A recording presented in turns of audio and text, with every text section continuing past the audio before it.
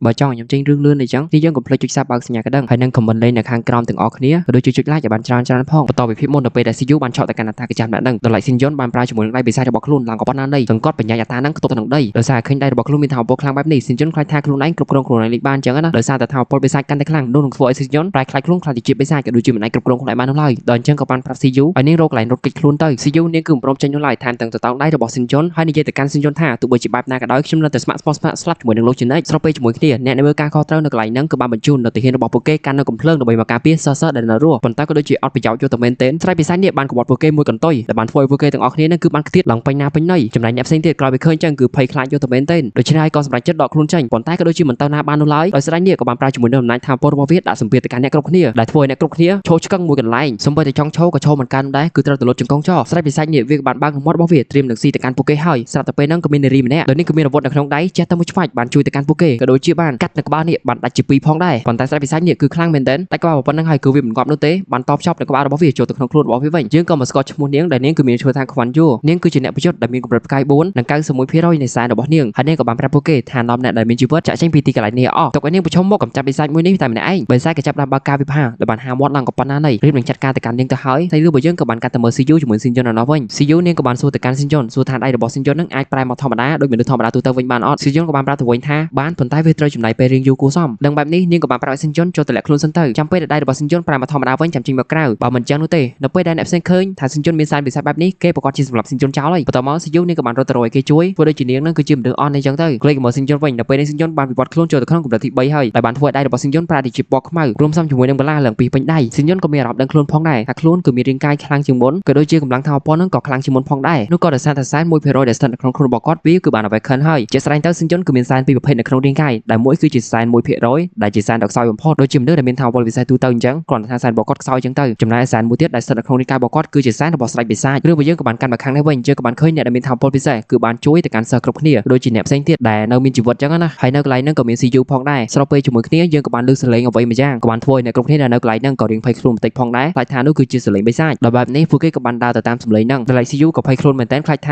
ាពួកគេរកឃើញស៊ីនយ៉ុននៅក្នុងរឿងជាបិសាចអញ្ចឹងទៅក៏បារម្ភខ្លាចថាគេនឹងកម្ចាត់ស៊ីនយ៉ុនអញ្ចឹងទៅប៉ុន្តែអត់អីទេនៅពេលដែលគេទៅអើទៅតាមសំឡេងហ្នឹងក៏បានឃើញថានោះគឺជាស៊ីនយ៉ុននោះទេហើយនៅពេលនេះស៊ីនយ៉ុនក៏បានប្រែខ្លួនខ្លាចជាមនុស្សធម្មតាវិញហើយក្រោយមកអបិមេក្រុមម្នាក់នេះក៏បានទៅប្រាប់ទៅខាងថ្នាក់លើដែលត្រូវជាប្រធានដែលបានប្រាប់ទៅកាន់ពួកគេថានៅពេលនេះក៏បានរកឃើញសិស្សដែលនៅរស់រានមានជីវិតគឺមានចំនួន5នាក់នៅពេលនេះពួកគេគឺនៅតំបន់សុវត្ថិភាពហើយក៏เลยទៅមើលស៊ីនយ៉ុនក៏បានប្រាប់ទៅកាន់ CU ថានៅពេលនេះរាងកាយរបស់គាត់គឺត្រូវបានជាសះស្បើយអស់ហើយបន្ទាប់មកក៏គិតក្នុងចិត្តអំពីរាងកាយថ្មីរបស់ខ្លួនដោយការវិវត្តចូលទៅក្នុងកម្រិតទី3បែបនេះធ្វើឲ្យឆ្អឹងរបស់ស៊ីនយ៉ុនប្រែពីពណ៌សទៅជាពណ៌ខ្មៅក៏ដូចជាមានថាវពលនឹងក៏ខ្លាំងជាងមុនផងដែរទោះបីជាថាវពលនិងសមត្ថភាពរបស់ស៊ីនយ៉ុនបានកើនឡើងបែបនេះក៏ដោយក៏ស៊ីនយ៉ុនដឹងខ្លួនឯងផងដែរថាខ្លួនឯងគឺមិនអាចកម្ចាត់នៅស្រ័យវិស័យនេះបានឡើយក៏เลยទៅមើលចែកខ្វាន់យូឯនោះវិញដែលនាងក៏បានប្រើអាវុធរបស់នាងហក់ចូលទៅវាបហាទៅកាន់ស្រ័យវិស័យនេះដែលបានធ្វើស្រ័យវិស័យនេះបានដាច់ក្បាលជាច្រើនកំណាត់ហើយស្រ័យវិស័យនេះក៏បានងាប់បាត់ទៅបន្ទាប់ពីនោះទោះឲ្យប្រពន្ធយើងគាត់ក៏បាននិយាយពីវិស័យជាច្រើនដែលស្ថិតនៅក្រោមដីដែលមនុស្សភាគច្រើនមិនអាចស្វែងយល់បាននោះឡើយហើយក៏មិនដែលដឹងថែមទៀតថាមានពពួកវិស័យជាច្រើនដែលកំពុងតែស្ថិតនៅខាងក្រោមជើងរបស់ពួកគេគឺនៅក្នុងដីនឹងឯងដោយវិស័យទាំងអស់នោះគឺសុទ្ធតែខ្លាំងនិងសាហាវទាំងអស់មិនមែនដូចជាវិស័យទូទៅដោយអាចអចាយនោះឡើយគឺសុទ្ធសឹងតែជាវិស័យដែលមានកម្រិតខ្ពស់ទាំងអស់ស៊ីនយ៉ុនក៏សច្ចាថានឹងធ្វើការកម្ចាត់នៅពពួកវិស័យទាំងអស់ដើម្បីការពារពិភពលោកឲ្យតទៅបានទោះបីជាលះបង់ជីវិតរបស់ខ្លួនក៏ស៊ីនយ៉ុនព្រមផងដែរបន្ទាប់មករឿងរបស់យើងក៏បានកាត់មកដល់នៅក្នុងអំឡុងពេលដែលពួកគេបានដើរចាក់ចេញពីសាលានៅទាំងអស់គ្នាដោយការធ្វើតេស្តសាកល្បងនៅពេលហ្នឹងគឺបានចប់ហើយកំពុងតែដើរសោ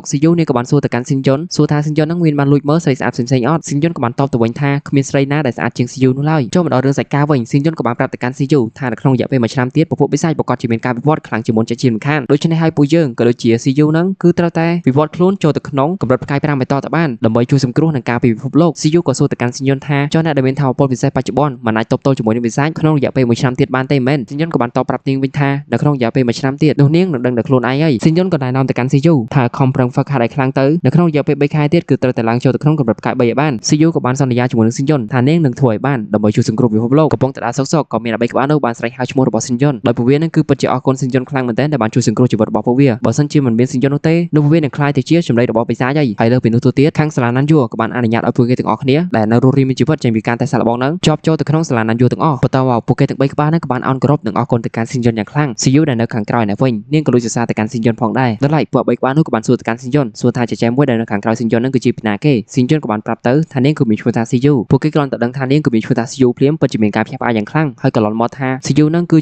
ាមនុស្សម្នាក់ដែលល្បីនិងមានសមត្ថភាពខ្លាំងមែនទែននៅក្នុងសាលាគឺនាងមានសែន95%នៃថាមពលគ្រុនទះរបស់នាងដែលនេះគឺជាកម្រិតសែនមួយដ៏សាហាវអស្ចារ្យខ្លាំងណាស់នៅក្នុងប្រវត្តិសាស្ត្រតែម្ដងដែលវាគឺសាហាវ លើលបខ្លាំងជាងគេជាងឯងតែម្ដងណាហើយក៏ជាហេតុដែលធ្វើឲ្យឈ្មោះរបស់នាងល្បីវាពេញសាលាអាម្នាក់នោះក៏បានសរសើរថាគូស្នេហ៍ល្អចាចានោះក៏ខ្លាំងលបងប្រុសឯងក៏ខ្លាំងអញ្ចឹងគឺសំគ្នាខ្លាំងណាស់លើបែបនេះហើយស៊ីនជុននិងស៊ីយូគឺមានការកៀងឡើងខ្លាំងហើយក៏បានប្រកែកទៅកាន់ពួកគេថាមិនបានមានទំនាក់ទំនងជាមួយគ្នាទេអាក្បាលខៀវណាវិញវាក៏បាននិយាយទៅកាន់ស៊ីនជុនហើយជាមួយនឹងស៊ីយូលបងមុនពេលដែលយើងបានចូលមកក្នុងសាលានេះបានយ៉ាងពេញលេញបែបនេះពួកយើងក៏បានឆ្លងកាត់ឧបសគ្គជាមួយគ្នាជាច្រើនដោយក្នុងនោះឧបសគ្គដែលយើងបានឆ្លងកាត់តាំងពីការចោះឈ្មោះចូលរៀនដំបូងតាំងពីការប្រយុទ្ធប្រឆាំងជាមួយនឹងបិសាចក្នុងរយៈពេល3ម៉ោងហើយក៏ជួបជាមួយនឹងបិសាចនេះដ៏សែនធំទៀតផងនិយាយរួមទៅរឿងទាំងអស់ហ្នឹងយើងបានឆ្លងកាត់ជាមួយគ្នាច្រើនខ្លាំងណាស់ហើយបើតាមខ្ញុំដឹងនៅពេលដែលយើងបានជាប់ឈ្មោះចូលក្នុងសាលាណាន់យូនៅក្នុងកម្រិតឆ្នាំទី1បែបនេះនោះខាងសាលានឹងឲ្យពួកយើងចាប់រកគ្នាបង្កើតជាក្រុមមួយអញ្ចឹងហើយសរុបន័យឲ្យខ្លីទៅតែខ្ញុំអាចសុំបងឯងចូលរួមក្រុមមួយគ្នាបានអត់អាគាត់នោះដែលមានការដឹងគុណទៅកាន់ស៊ីនយន្តយ៉ាងខ្លាំងវាក៏បានស្រែកសម្លុតទៅកាន់មួយហ្នឹងសិនដីគេពួកយើងគ្រាន់តែជាសិស្សដែលមានសមត្ថភាពកាក់ការតែប៉ុណ្ណោះហើយការដែលយើងបានជាប់នៅក្នុងការតេស្តសិលបងនេះក៏ដោយសារតែបងស៊ីនយន្តបានជួយផងដែរអញ្ចឹងហើយពួកយើងគឺមិនស័ក្តិសមក្នុងការចូលរួមក្រុមជាមួយនឹងបងស៊ីនយន្តនោះទេចូលទៅដល់ទៅដៃទៅជើងគាត់នោះទេហើយពួកអភិបាលហ្នឹងក៏បានចាប់ដើមឆ្លោះប្រកែកគ្នាអញ្ចឹងទៅស៊ីនយន្តដែលឃើញបែបហ្នឹងក៏បានចូលព្រមឲ្យពួកវាហ្នឹងចូលក្រុមជាមួយនឹងខ្លួនហើយស៊ីនយន្តក៏បានប្រកាន់ជាមួយនឹងសមត្ថភាពរបស់វាខ្លាំងឬខ្សោយឯដែរសង្ឃានបំផុតឲ្យតែមានចិត្តស្មោះសរជាមួយនឹងគ្នានៅក្នុងមិត្តរួមក្រុមទៅបានហើយពួកប្រមាណគាត់ហ្នឹងក៏សប្បាយចិត្តខ្លាំងមែនទែនព្រោះថាបានចូលរួមក្រុមជាមួយនឹងអ្នកខ្លាំងហើយការចូលរៀននៅសាលាហ្នឹងគឺត្រូវប្រកួតប្រជែងគ្នាជាក្រុមបន្តមកទៀតរឿងរបស់យើងក៏បានកាត់ទៅដល់នៅពេលដែលពួកគេបានដើរចូលទៅក្នុងថ្នាក់ជាលើកដំបូងដែលពួកគេទាំងអស់គ្នាហ្នឹងគឺសុទ្ធតែជាសិស្សនៅឆ្នាំទី1ទាំងអស់គ្រាន់តែចូលទៅដល់ក្នុងព្រាមពួកគេពិតជាមានការភ្ញាក់ផ្អើលយ៉ាងខ្លាំងដោយសារបន្ទប់ថ្នាក់ហ្នឹងគឺធំខ្លាំងណាស់ចំណែកលោកគ្រូនៅវិញក៏បានណែនាំខ្លួនថាខ្លួនគឺមានឈ្មោះថា Fu Liang ហើយក៏បានប្រាប់ទៅកាន់សិស្សគ្រប់គ្នាថាខ្លួនគឺនឹងបង្រៀនសិស្សគ្រប់គ្នាក្នុងរយៈពេល1ឆ្នាំហើយបើឆ្នាំក្រោយទៀតក៏មិនដឹងថាអាចនឹងជួបគ្នានឹងបរិញ្ញាទៀតដែរហើយក៏និយាយអំពីការតេស្តសិលបងដែលពួកគេបានឆ្លងកាត់សិស្សណាដែលបានចេញពីការតេស្តសិលបងហើយនៅតែមិនអាចដាក់កម្រិតថាវរបស់ខ្លួនបានទៀតនោះគាត់នឹងមិនដឹងចេញពីថ្នាក់ក៏ដូចជាចេញពីសាលាមិនឲ្យរៀនទៀតនោះឡើយហើយក៏សួរសិស្សគ្រប់គ្នាសួរថាណាគេខ្លះដែលមានសែនក្រោម 50% សិស្សដែលមានក្រោម 50% ក៏បានលើកដៃអ្នកខ្លះក៏មាន41អ្នកខ្លះក៏មាន39អ្នកខ្លះក៏មាន38អីចឹងទៅហើយគ្រូក៏និយាយបន្តទៀតអាសិស្សខ្សោយដែលមានសែនក្រោម 50% បើនៅក្នុងរយៈពេល1ឆ្នាំការរៀនជាមួយនឹងគ្រូមិនមានការដាក់ថាវពលអ្វីនោះទេនោះគាត់នឹងមិនដឹងចេញពីថ្នាក់នឹងមិនឲ្យចូលរៀនទៀតនោះឡើយសិស្សផ្សេងៗទៀតក្រោយពីលឺចឹងក៏បានសាយចង្អុលទៅកាន់អាគាត់នឹងតែម្ដងលោកគ្រូក៏និយាយបន្តទៀតនៅក្នុងថ្នាក់មួយនេះក៏មានសិស្សស្រីម្នាក់ដែលនាងគឺមានសែនសាហាវខ្លាំងមែនទែនគឺ 95% សែននេះគឺជាសែនដ៏សាហាវជាងគេបំផុតនៅក្នុងប្រវត្តិសាស្ត្រហើយសិស្សគ្រប់គ្នាដែលបានលឺចឹងក៏មានការភ្ញាក់ផ្អើលយ៉ាងខ្លាំងនាំគ្នាដាក់ភ្នែកសន្លឹងទៅកាន់ស៊ីយូគ្រប់គ្នាហើយនៅក្នុងថ្នាក់ហ្នឹងក៏មានសែនដ៏ខ្សោយបំផុតនៅក្នុងប្រវត្តិសាស្ត្រផងដែរគឺមានសែនត្រឹមតែ1%តែប៉ុណ្ណោះហើយសែនត្រឹមតែ1%អញ្ចឹងក៏មិនខុសពីមនុស្សធម្មតានោះឡើយនិយាយបែបនេះហើយគាត់ក៏បានហៅនៅសិស្សម្នាក់ហ្នឹងឲ្យក្រោកឈរឡើងសិស្សគ្រប់គ្នាលឺចឹងហើយក៏ឆ្ងល់ខ្លាំងណាស់អាណាគេដែលមានសែនខ្សោយចឹងស៊ីញក៏បានក្រោកឈរឡើងសើចប្រាប់គ្រប់គ្នាថាខ្ញុំនេះហើយគឺជាអ្នកដែលមានសែន1%ហើយរូគេក៏បានដាស់នៅកម្រិតថាវពលរួចហើយដែលជាថាវពលលោហៈធាតុអាគាត់មួយដែលនៅខាងក្រោយសឹងតែមិនជឿនឹងភ្នែកនោះឡើយថាស៊ីញគឺមានសែនដ៏ខ្សោយបំផុតលោកគ្រូក៏បានលើបែបហ្នឹងហើយក៏បានហៅស៊ីញឲ្យឡើងទៅឈរនៅខាងលើបន្ទាប់មកលោកគ្រូក៏បានបញ្យល់អំពីថាវពលទាំងអស់នៅក្នុងចក្រវាឡទាំងមូលដែលថាវពលទាំងអស់ហ្នឹងគឺមានថាវពលទៅមួយឈើទឹកភ្លើងដីទឹកកកខ្យល់ហើយនិងផ្គររន្ទះក៏ដូចជាអំណាចផ្លូវចិត្តជាដើមហើយថាវពលទាំងអស់ហ្នឹងខ្លាំងខ្សោយគឺអាស្រ័យទៅលើភាគរយនៃសែនរបស់យើងទាំងអស់និយាយបែបនេះហើយគាត់ក៏ចង់ធ្វើតេស្តទៅកាន់ស៊ីញក៏បានកាន់ដៃដ៏ធំមួយកាច់បំលែងវាដ៏តូចបោះឲ្យទៅកាន់ស៊ីញធ្វើតេស្តវាដោយឲ្យស៊ីញហ្នឹងបំលែងវាទៅជាលោហៈធាតុហើយក៏បាននិយាយប្រាប់ទៅកាន់សិស្សគ្រប់គ្នាអ្នកណាក៏ដោយឲ្យតែមានសែនលើពី 90% សុទ្ធតែមានថាវពលខ្លាំងទាំងអស់ហើយសែនគឺដើរតួនាទីយ៉ាងសំខាន់ខ្លាំងមែនទែនដែលបានកំណត់នៅកម្រិតថាវពលរបស់ពួកគេពីណាគេដែលមានសែនភាគរយកាន់តែខ្ពស់នោះកាន់តែខ្លាំងជាឧទាហរណ៍ជាស្ដែងដូចជា CU អញ្ចឹងនាងក៏មានសែន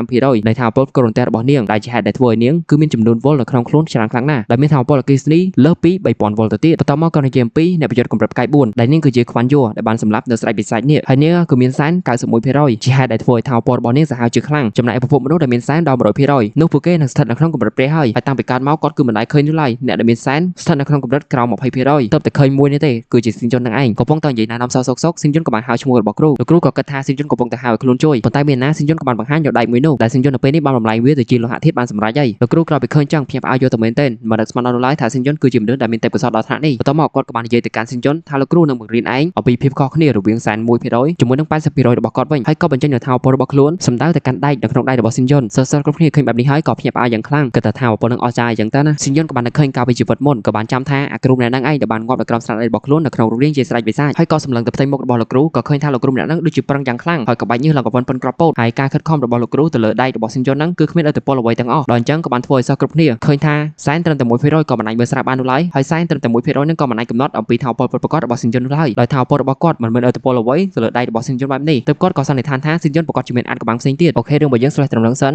ចាំចុច Sub នៅក្នុង channel ថ្មីរបស់ខ្ញុំផងអ្នកនរគ្នា